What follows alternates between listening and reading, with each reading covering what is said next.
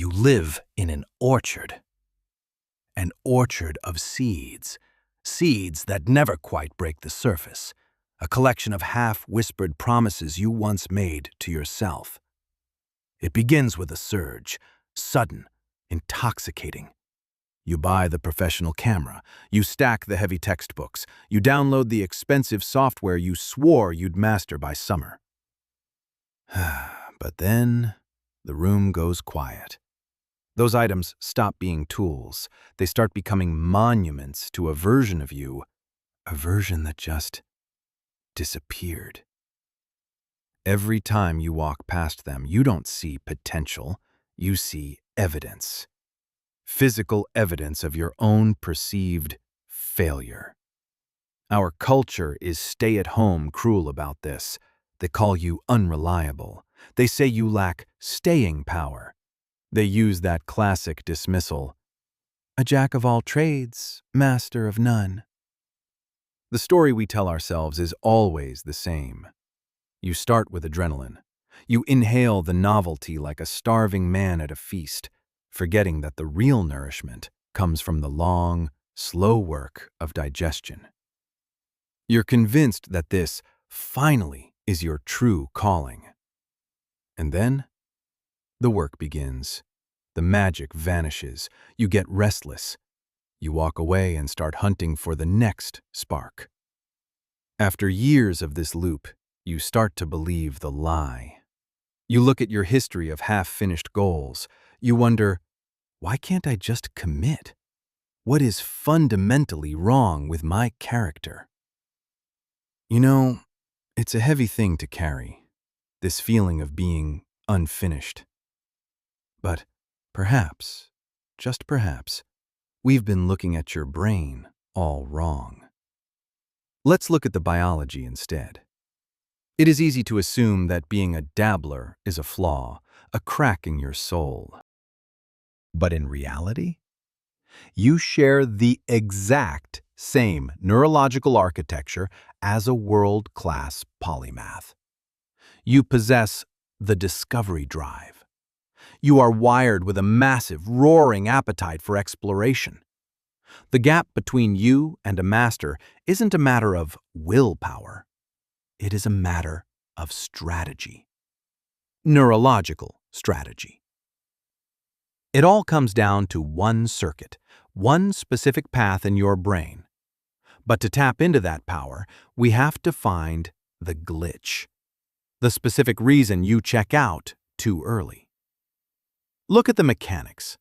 Scientists call it the epistemic drive, the biological urge to resolve the unknown. But your brain? It functions on a different frequency. It cares less about the long-term use of a skill. It cares about the velocity of discovery. Your nervous system is sensitive, extremely sensitive.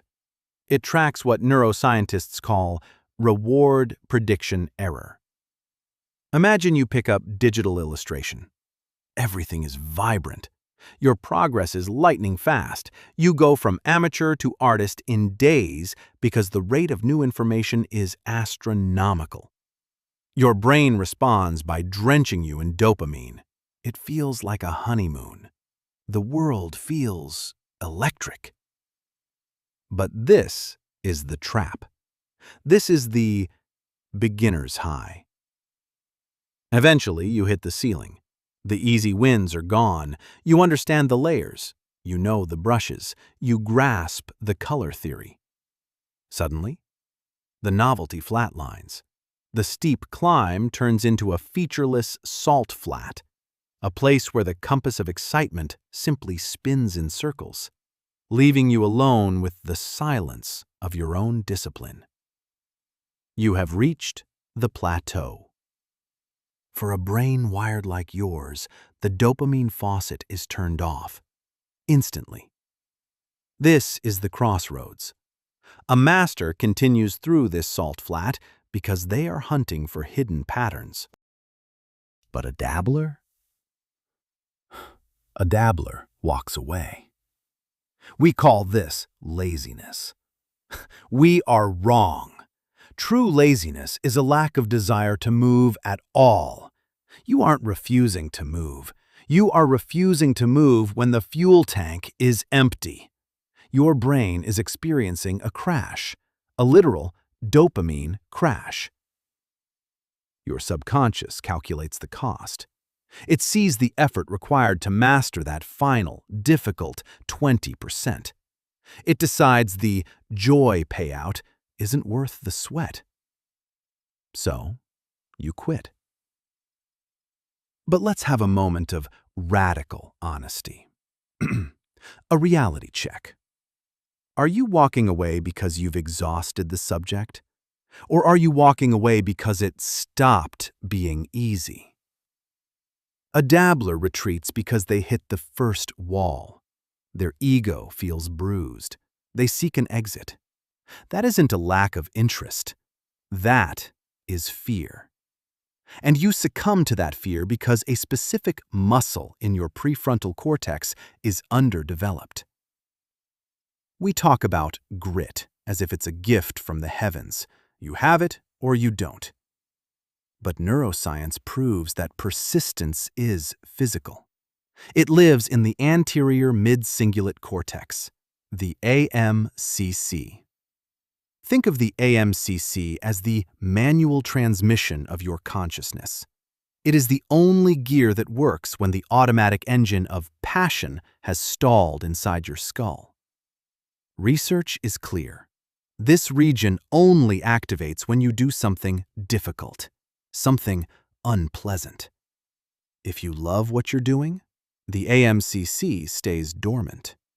If you despise the task, but you force yourself to do it anyway, the AMCC starts to fire.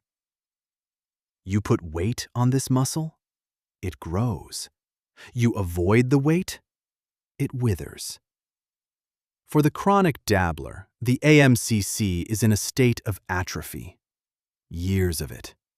Every time you felt bored in the past, you dropped the weights. You walked out of the gym. So now, even a minor hurdle, a confusing chapter, a bug in your code is enough. Your brain hits the abort button. It's like asking someone who has never walked a mile to suddenly finish a triathlon. Of course, you give up. This weakness isn't a moral failure. It is physiological atrophy. But here is the exciting part. This region is plastic. It can be built at any age. Look at the super-agers. These are elderly people with the mental sharpness of 20-year-olds. Their AMCCs are thick. They are robust. Why? Because they never stopped leaning into the struggle. They kept lifting the mental weight. Even if you're in your prime, your willpower muscle might be thinner than that of a 75-year-old who has spent a lifetime doing hard things. How do we repair this? We train. But be patient. You don't bench press 400 pounds on day one. You'll just hurt yourself. You'll never come back. You need progressive overload. The strategy is the 15% extension. The next time you practice and you feel that urge to close the laptop, stop. That exact second the dopamine vanishes, that's the moment. The 15% push is the small, stubborn candle you light at the exact moment the darkness of boredom tries to blow out your momentum. Don't grind for 5 hours. That's too much weight. Simply push for 15% more. Planning to play piano for 20 minutes? You want to quit after 5? Play for 3 more minutes, then stop. That tiny window, that moment where you did what you did not want to do, is the rep. That is how you thicken the AMCC. It is a mechanical process. Over time, that neglected muscle will become strong enough to carry you across the longest, most boring plateaus in existence. That is how a dabbler transforms into a master. Now, a vital distinction. Some of you are navigating life with ADHD. For you, the roadmap is different. If you have ADHD, your dopamine receptors play by different rules. Trying to brute force a plateau using only the AMCC, that leads to burnout. It leads to self-loathing. For the ADHD mind, grit isn't enough. You need an external exoskeleton, a rigid frame of steel beams to hold up a mind that is far too heavy with ideas to stand on its own legs. You need task visualization. Break the massive goal into tiny, tangible steps. Keep the finish line in sight. You need time anchoring. Use visual timers. Don't let yourself feel like you're drowning in a task that never ends. You need body doubling. Work with someone else. Borrow their neural regulation. And you need gamification. Create your own reward systems. Replace the dopamine your brain isn't making on its own. Engineer your surroundings. If your brain is wired this way, use these supports. Don't just call yourself lazy. There is one last obstacle: boredom intolerance. The plateau feels like physical pain because your baseline for excitement is too high. We live in an era of supernormal stimuli, infinite scrolls, short-form videos, instant hits. Your brain is saturated with effortless dopamine. Compared to a 30-second viral clip, learning a language is agonizing. It's slow. Your brain is calibrated to high-intensity noise. When you enter the quiet space of mastery, it feels like you're running out of oxygen. Treat this directly. You need a dopamine recalibration. Don't move to a cave. Just practice stimulus control. When you work, leave the phone in another room. Silence the background. Force yourself to sit with the boredom. We think boredom is a signal to quit. It's not. Boredom is the dark room where the film of your talent finally develops. If you turn the light of distraction on too early, you ruin the image forever. Boredom is the sound of your brain shifting from consumption to creation. Turn down the volume of the world, and the signal of your own progress will finally become audible again. So, here is my challenge for you. We are looking at a new beginning. You have the map. You have the biology. I guess the only question left is, are you ready to finally finish what you started? I want you to commit to a 6-month experiment. Choose one pursuit, just one.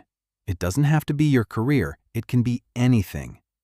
And commit to staying with it for half a year. Forget about being the best. The goal is survival. Survive the deliberate practice phase. Reach the plateau. Feel the dopamine drop. Recognize the weakness in your AMCC. And then, do the work anyway. Apply the 15% push. Train the muscle. Find your true baseline. Once you prove you can navigate the dip, your identity changes. You'll realize dabbler was just a label, a temporary one. You are actually an architect who is finally learning how to build a cathedral out of the scattered stones of every interest you've ever touched. And once you've built that mental strength, you'll be ready for what comes next.